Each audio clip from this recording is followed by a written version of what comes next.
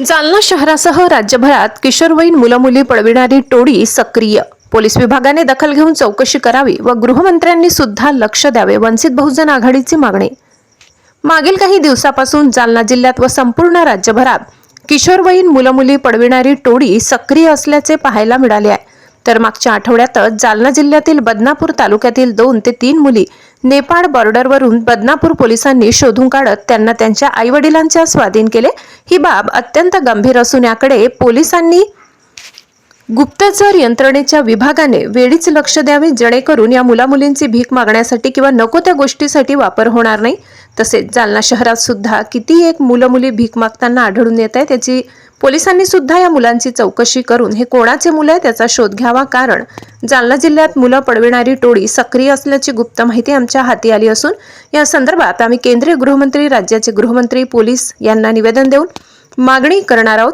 या सर्व बाबींचे गांभीर्याने गुप्तचर यंत्रणेने तपास करावा अशी मागणी या प्रसंगी वंचित बहुजन आघाडीच्या वतीने वंचित बहुजन आघाडीचे युवा जिल्हा अध्यक्ष विजय लहाने यांनी आज जालना येथे केली आहे.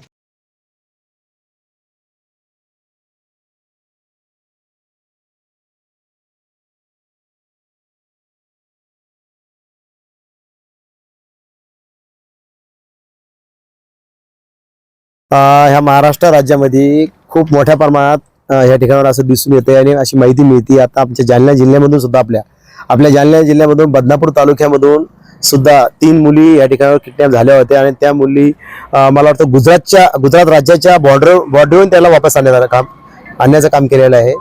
आणि हे खूप मोठी घटना आहे. आणि अशा घटनेवर जर गृहमंत्री त्याला जे गुप्त हेड असते त्या गुप्त हेडच्या लोकांनी सुद्धा याच्यावर बारकाईने लक्ष करून याची तपास करायला पाहिजे. आणि या जालन्यामधून जर मुली गेल्या असतील आणि आता परत या ठिकाणावर भीतीचं वातावरण ग्रामीण भागामध्ये, शहरी भागामध्ये निर्माण झालेलं आहे.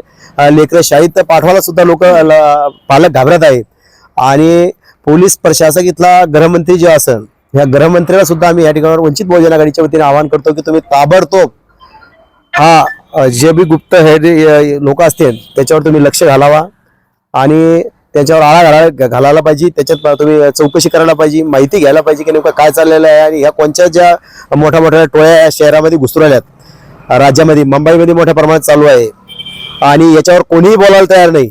इकडून तिकडून वंचित बहुजन आघाडी अशा प्रश्न घेऊन रस्त्यावर उतरते. तर कालच आमचं मुंबईमध्ये एक आंदोलन झालं आणि आंदोलन ते दाबण्याचं इथल्या प्रशासकाने त्या ठिकाणावर कोशिश केली ते आंदोलन हाणून पाडण्याचा. त्याचा सुद्धा आम्ही निषेध करतो. आम्ही दोन्ही प्रकरणामध्ये आता या ठिकाणी निवेदन आम्ही टाईप करून ठेवलेलं आहे. आम्ही गृहमंत्र्याला निवेदन पाठवत आहे, केंद्रीय गृहमंत्र्याला सुद्धा निवेदन पाठवत आहे आम्ही वंचित बहुजन आघाडीच्या वतीने. आणि उद्या आम्ही जालन्याच्या SP आणि कलेक्टरच्या मार्फत गृहमंत्री, केंद्रीय गृहमंत्री, राज्य गृहमंत्री आणि त्याच्यानंतर आयुक्त औरंगाबाद पोलीस विशेष महासंचालकाला सुद्धा आम्ही निवेदन देणार आहे की या 7ही जिल्ह्यामध्ये भीतीचं वातावरण तयार झालेलं आहे. ऊसतोड कामगार जे लोक असतील त्यांचे लेकरं सुद्धा मोठ्या ऊसाच्या थडगा चालू असतात, ते तोडीच्या कामामध्ये लोक खोपडीमध्ये लेकराला सोडून जातात. त्यांच्या सुद्धा भीतीचा एक माणूस त्यांच्यावर राखण ठेवण्याचं काम त्या ठिकाणी चालू आहे. म्हणजे पोट भरण्यासाठी जे जाणारे लोक आहे तर ते लोक सुद्धा घाबरलेले आहे. इथं सुद्धा पालक जर लेकराला शाळेत घालायला, आता काही गावामध्ये अशी परिस्थिती आहे की 6-6, 7-7 किलोमीटर शाळा आहे आणि तिथं लेकरं जर पाठवायचे असेल तर भीतीचं वातावरण या ठिकाणी निर्माण झालेलं आहे. याचा आम्ही निषेध करतो आणि आम्ही जिल्हाधिकाऱ्याला उद्या निवेदन देणार आहे, SP उद्या भेटणार आहे आणि पोलीस विशेष महासंचालक तुमच्या माध्यमातून आम्ही त्यांना सांगू इच्छित आहे की तुम्ही याच्यावर बारकाईने लक्ष द्यावा.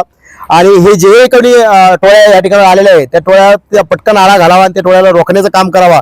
अन्यथा वंचित बहुजन आघाडी टोळी जिथं सापडेल तिथं म्हणजे या लेकरांना ते पकडून नेतात. एक तर त्याला भीक मागण्याचं ते या ठिकाणी काम चालू आहे. आता मोठ्या प्रमाणात कुठे तुम्ही चहा घ्यायला जर थांबता ते 5-5, 6-6 लेकरं दुसऱ्या राज्यातले भीक मागायला इथं येतात.